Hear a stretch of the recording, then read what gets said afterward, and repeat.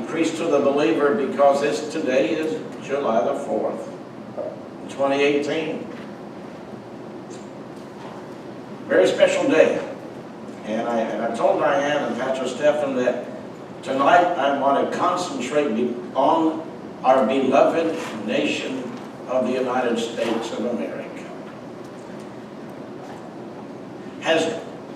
Other than myself and Pastor Stephen, who was born in Canada, so we are internationally traveled. Is there anyone else here that has been outside of the United States? 1, 2, 3, 4, 5, 6. Where have you been? China. Whoa! That's a long way. Normally when you have people who have traveled abroad and return to the United States, they can feel and sense the contrast from where they've been to where they're returning to. I remember the first trip that I made in 1972 to Haiti. And it was a cultural shock, it was an emotional shock, it was a spiritual shock. And I was there for about 10 days, 2 weeks, something like that. And I remember, in fact, I got sick, I got the Haitian flu. When I got back to Miami, on the airport, they had to put us into isolation because we were infected.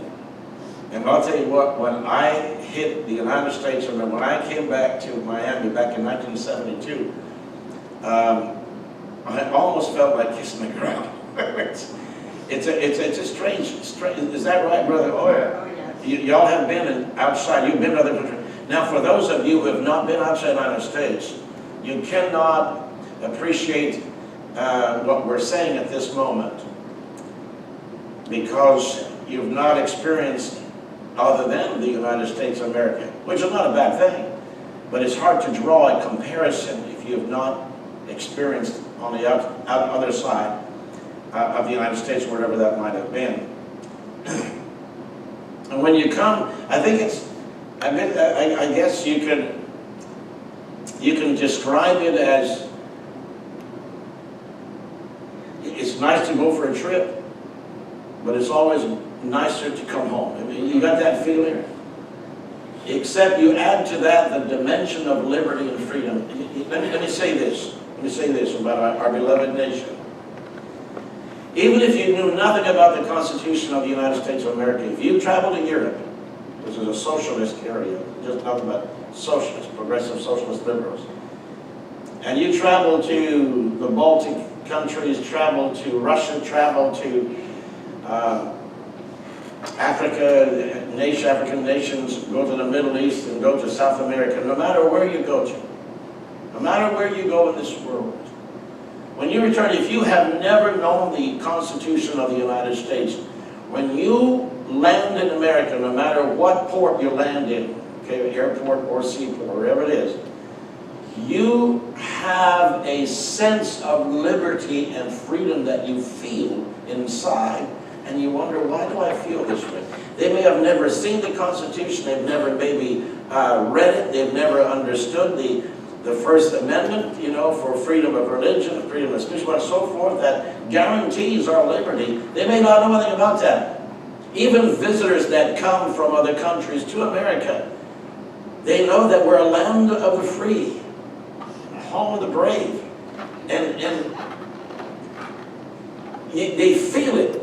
Well, if you've been outside the U.S. to come back in the U.S., you can feel it. If you know nothing about the Constitution or the Declaration of Independence, you can feel it when you re-enter. You can feel it. It's in the atmosphere. The home of the brave, the land of the free. Where in the world do you think that came from, that statement? It came from the earliest of our American forefathers who fought for our liberty. Who was that man? Patrick Henry, we talk about so often. Who is the other one that with the horse in Massachusetts? Paul Revere. Paul Revere.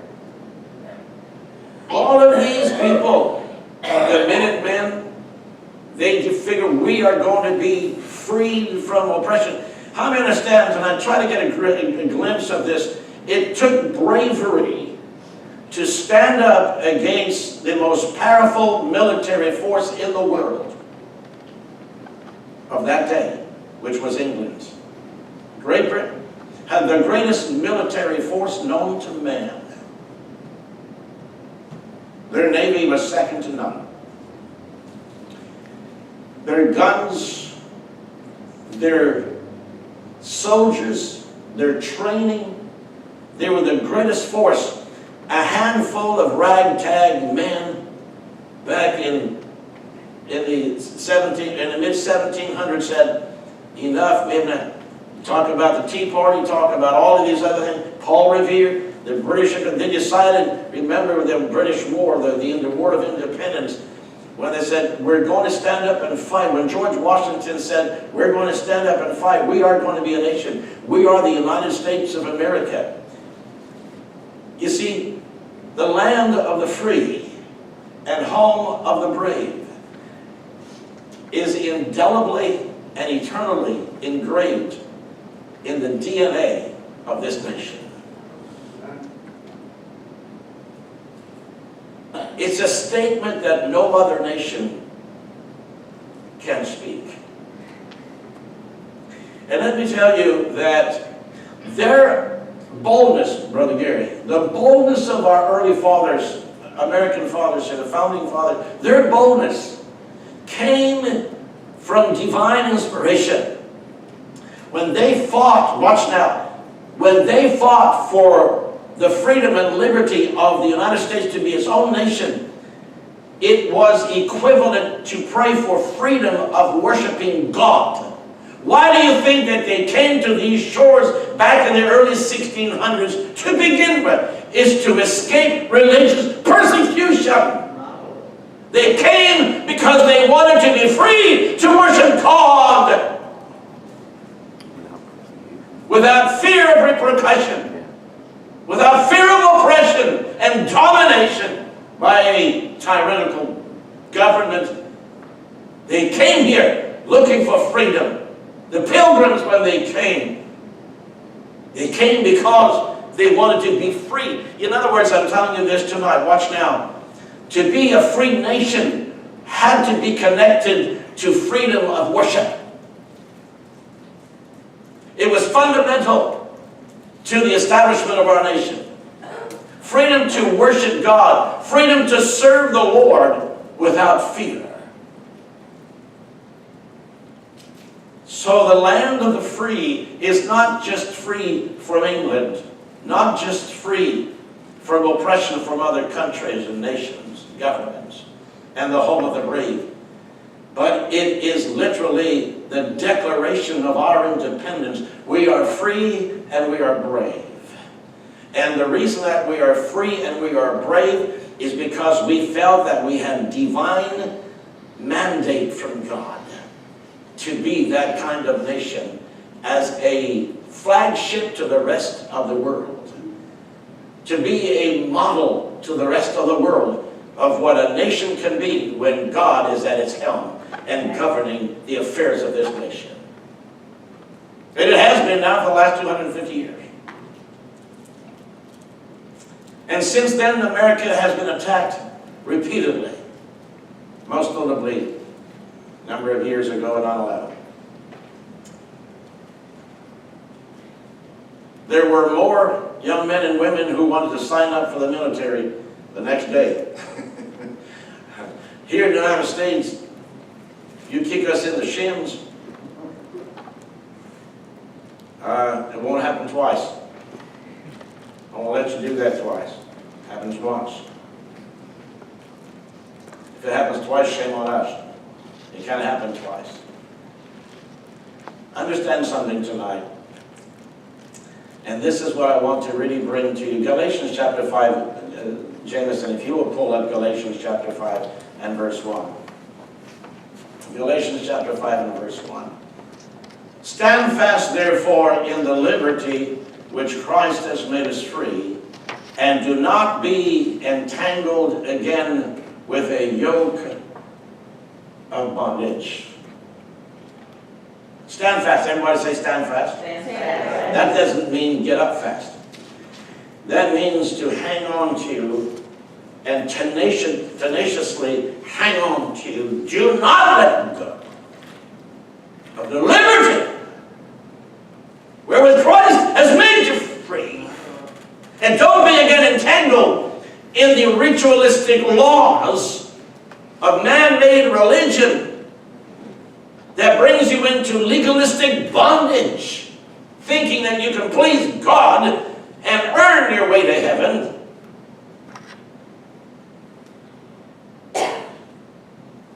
And listen closely tonight. You need to know these things. Stand fast in the liberty wherewith Christ has made you free. The freedom that's been given to us was paid by Christ. So understand tonight, comparing the two freedoms and liberties, the spiritual one and the national one. The spiritual one that cost the life of Jesus Christ. Why is that important for us to see? Because he had no sin. He became sin for us. Our guilt and our punishment and our sentence of death was laid upon him, so that we can go free from the wrath of God that abides on the children of rebellion.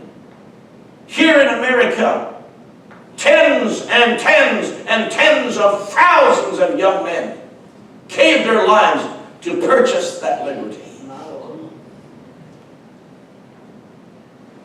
If there is a heralding cry from the Apostle Paul, exhorting the Galatian people to stand fast, hold on to, plant your flag, plant your feet in the freedom and liberty that Jesus gave to your soul and your spirit. And that gave you right standing before God and the freedom to walk with God, serve God without fear or trembling. Stand fast in that. Then the same it is for America. You cannot ignore the cost of our freedom. You cannot blink at it and say, well, thank God for what they did. Now we're in Utah. No, don't do that. Because freedom doesn't come cheap.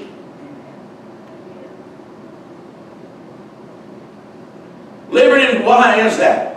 Because there's always somebody that wants to dominate your life. There's always some force beyond your strength that wants to dominate your thinking, that wants to govern your thought life and thought patterns and your mindsets. They want to establish mindsets in you, whether it's commercials on television to products that are sold in the marketplace. People want to dominate your thinking because they want you to buy their thought, their idea, their product, their service. Constantly governing, trying to arrive to that place where they own you. I'm glad that you're free to choose here in America. Amen. You can choose to walk with God without fear of retribution. Somebody paid a price, an ultimate price for you to have that freedom here in the United States. Now let me point out something to you. There has been a sinister plan, Brother Gary, dating back about 4 decades now, closer to 5 decades now. Sinister plan to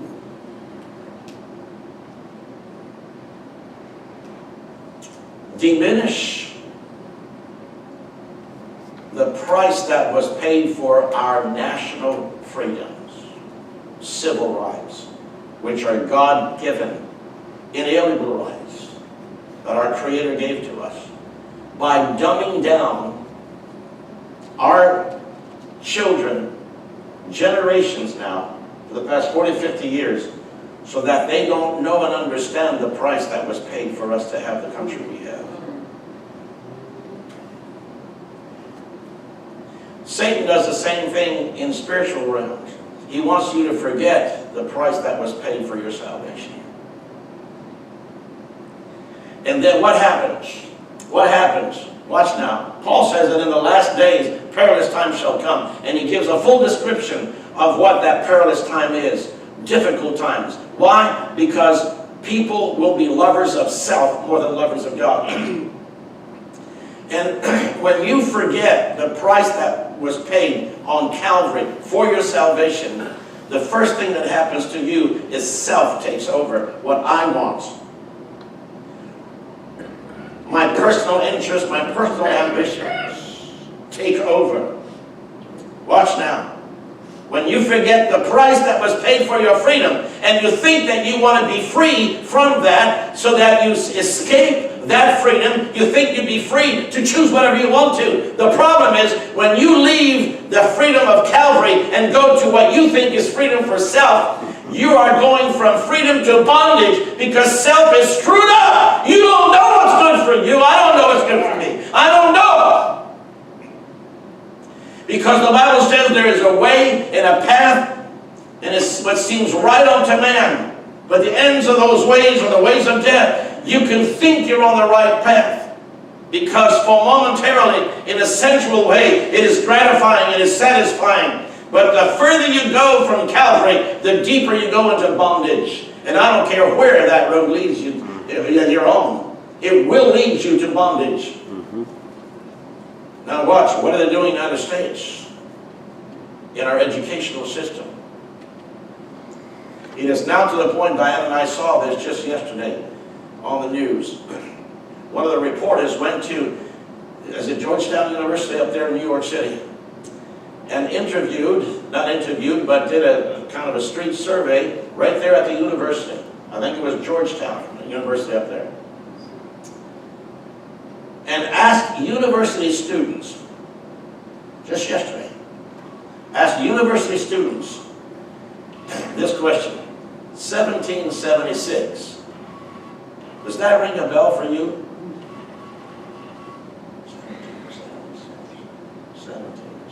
67% of those that were asked that question did not equate any event of 1776. They couldn't name one, even or two, of the founding fathers of our nation.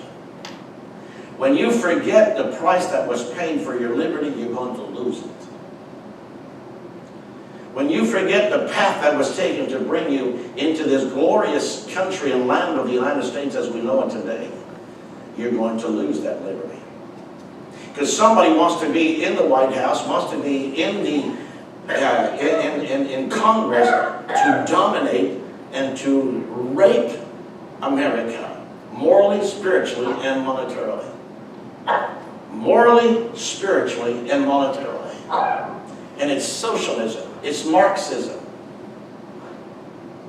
And the way to do that is create ignorance of our liberties in people's minds. Not, when you don't know, this is the whole point. If you keep people ignorant, you can rule them. Amen. You can govern and rule people who don't know.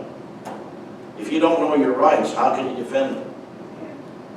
Isn't that right? If you don't know your rights, how can you defend them? So he said, stand fast, therefore, in the liberty by which Christ has made you free. Stand fast in that. What's the option to these people here? Was to go back into the bondage of legalism of Judaism. And he defines that as being entangled. How many are glad that you're not a fly that has accidentally run into a spider's web? How many know that that fly is what you can imagine in your mind as what entangled really means? You get a picture of that fly in that web? That's what we look like when we leave the freedom of flight of our spirit. We can soar with him in the heavenlies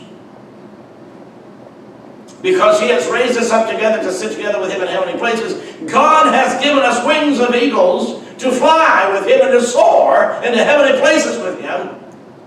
But if you go into legalism, or what any kind of path that leads you into that bondage, you are caught in that spider's web. And you're saying to them, whether it's a religious issue or a moral issue, you're going into that spider's web and you will be entangled. Are you getting the picture of that tonight?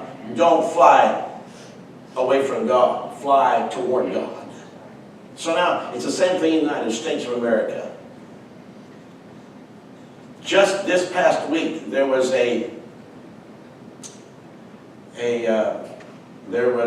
voting that went on, an election in New York City, in the area of the Bronx or Brooklyn somewhere. A 28-year-old girl was elected among the Democrats. I don't remember her name. She just got elected, 28 years old. It was in the news again last night.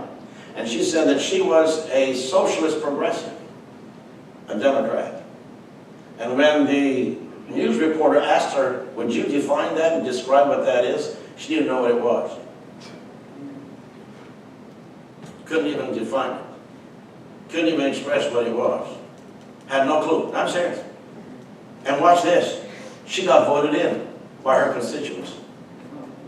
I'm a cherry. What's that? Is that what they call the blind? Leading the blind? And guess where they all end up? In the ditch. That's Bible. The blind leading the blind can only end up in one place, in the ditch.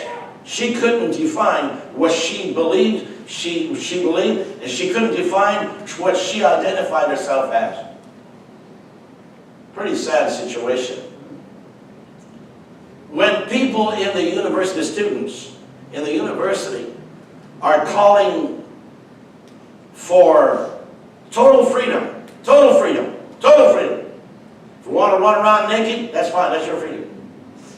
And that all of America should be paying for all the education and all the hospital calls, all the medical, all the drugs, and all the education. Everything should be free. Without giving a moment of thought, who's going to pay for it? Who in the world is going to pay for that? Give it any thought. They have no idea. So what they call freedom becomes bondage. Do you understand what I'm saying here or not? That's why we cannot properly define freedom better than God. Can somebody shout, praise the Lord? Only God can describe freedom accurately. Because the more that you put bondage on self by a willful act to be free in God is what God defines as freedom. He said we must put the flesh crucified on the cross with Jesus. Because the flesh, yourself, the self of you who wants to dominate must be crucified.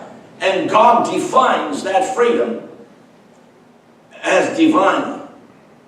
Because Jesus said you cannot serve two masters. You're going to love one, hate the other. You're going to serve one or abandon the other. You're going to do one or the other. You can't serve two masters. It can't be self nor anything else in this world in terms of standards and philosophies and ideologies and religions and so on and so forth. You cannot serve God and mammon. What association, what fellowship is there between light and darkness? The apostles and Christ himself made a clear distinction. When Jesus sets you free is when you've entered into the kingdom of God, and you must operate your life and govern your life and walk your life with God within the sphere of the liberty within the kingdom of God, and choose the right decisions and choices in your life and my life as well that will bring God glory, honor, and praise as we see him someday, but even while we live here. Paul said, whether we live, we are the Lord's. Whether we die, we are the Lord's. So whether we live or die, we are the Lord's. In other words, we belong to him. You ask other people to define in our current moral economy in this country what freedom is, and they'll tell you a very different scenario as to what freedom is. Freedom for them is to do what they want, regardless of the ill effects in society and people around them. They just want to do what they want. And that is the constant struggle that Paul talks about in Galatians as well. He said the flesh is a constant, eternal enmity against the Spirit, and the Spirit is enmity against the flesh. There's a constant war and battle that goes on. They came to America to find freedom.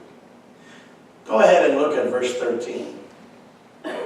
Well, as a matter of fact, he just said right there, for the flesh lusts against the Spirit, and the Spirit against the flesh, and these are contrary to one another, so that you cannot do things that you wish. Look at verse 13.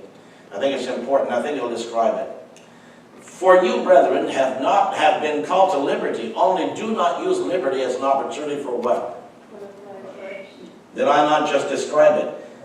I'm free, therefore I'm free to sin. I'm free. I'm free to sin. I'm free to follow my own intuitions, my own feelings, my own desires, my own sense of appetite. He says, you're free. You've been called to liberty. Don't use that liberty as an occasion or an opportunity for the flesh, but through love serve one another. Look at verse 14. For all the law is fulfilled in one word, even this, you shall love your neighbor as yourself. You see, this is true freedom. If you love self more than your neighbor, how do you know your neighbor's in trouble and so are you? You've got to love your neighbor as yourself or even more. Look at verse 15. But if you bite and devour one another, beware lest you become consumed by one another. What's happening in America today? We've never seen such hatred.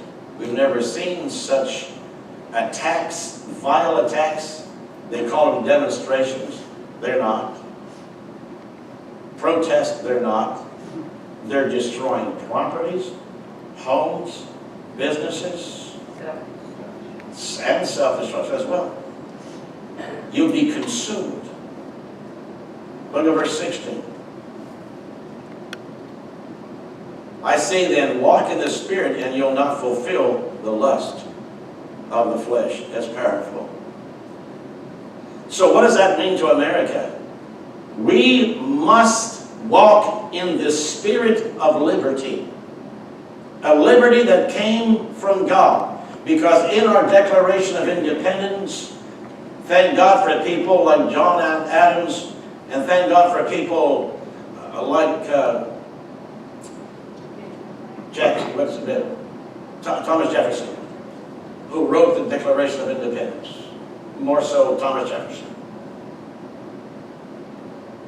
He says that we have been born and given certain inalienable rights endowed by our Creator.